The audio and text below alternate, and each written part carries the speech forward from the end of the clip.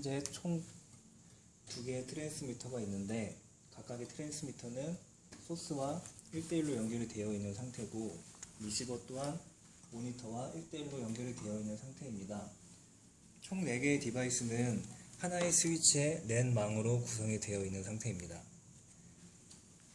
이 왼쪽의 리시버에서 컨트롤 ESC를 누르면 연결할 수 있는 IP 리스트가 뜨는데 이 초록색으로 어베일러블 가능한 이 인코더 1과 2를 연결할 수 있는 상태를 나타냅니다. 방향키로 인코더 두 번째를 선택을 해서 엔터를 누르면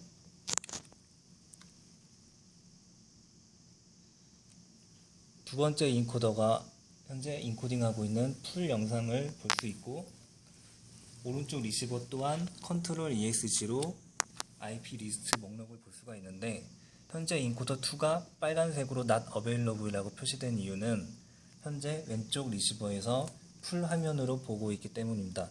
유저가 인코더 2를 조작을 할 수 없는 상황입니다. 인코더 1을 엔터로 풀 영상으로 띄우면 인코더 1 또한 풀 화면으로 나오는 걸 볼 수 있고 이 상태에서 현재 화면을 끊고 싶으면 다시 컨트롤 ESC를 눌러서 백스페이스 키를 누르면 화면이 끊어진 상태가 되고 다시 다른 리시버에서 연결이 가능한 상태로 바뀝니다. 왼쪽 리시버 또한 컨트롤 ESC를 누르고 IP 리스트를 띄운 상태에서 백스페이스를 누르면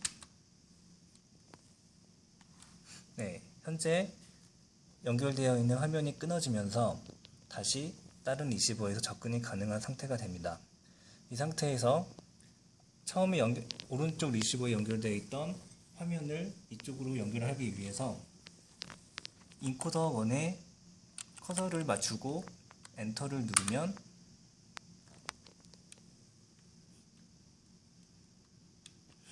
인코더 1의 화면이 풀로 띄워지게 됩니다. 이 상태에서는 사용자가 마우스와 키보드로 입력이 가능한 상태가 되고 현재 연결되어 있는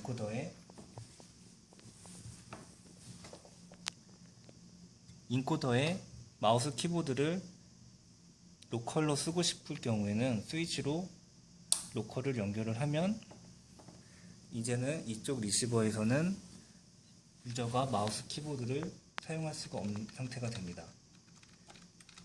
대신 이쪽 로컬에서는 이 스위치를 로컬로 놨기 때문에 로컬에서 키보드를 유저가 사용할 수 있는 상태가 됩니다.